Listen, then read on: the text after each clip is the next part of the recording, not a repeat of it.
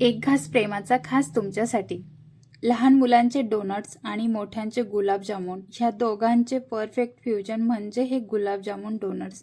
कमी वेळात कमी साहित्यात तयार होणारी भन्नाट रेसिपी.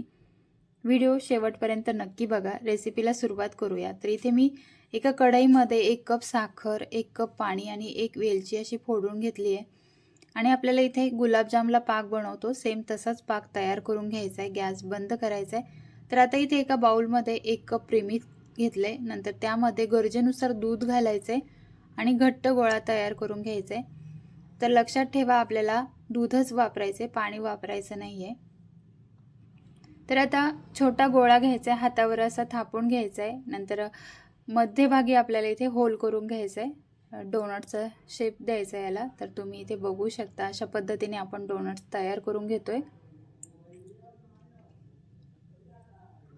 तेच तेच गुलाबजाम खाऊन कंटाळा येतो. मग असं वेगळं काहीतरी बनवून खाल्लं की मुलंसुद्धा आवडीने खातात आणि आपल्याला पण छान वाटतं. तर इथे आता डोनट्स तयार झालेत. तर मी इथे तेल आधीच तापायला ठेवलं होतं. तेल चांगलं तापलं, गॅस एकदम बारीक करायचा आहे आणि डोनट्स आपल्याला तळून घ्यायचे.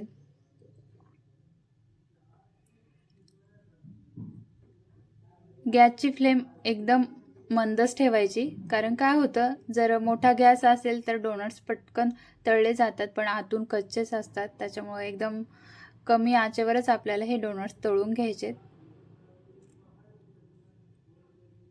तर असा रंग झाला की आपल्याला डोनट्स काढून घ्यायचे. तर तुम्ही पाहू शकता इथे रंग पण किती छान आलाय. तर आता इथे आपल्याला तेल निथळून घ्यायचंय आणि कोमट पाकामध्ये आपल्याला डोनट्स घालायचे आणि 1.5 ते 2 तासासाठी हे मुरवत ठेवायचे.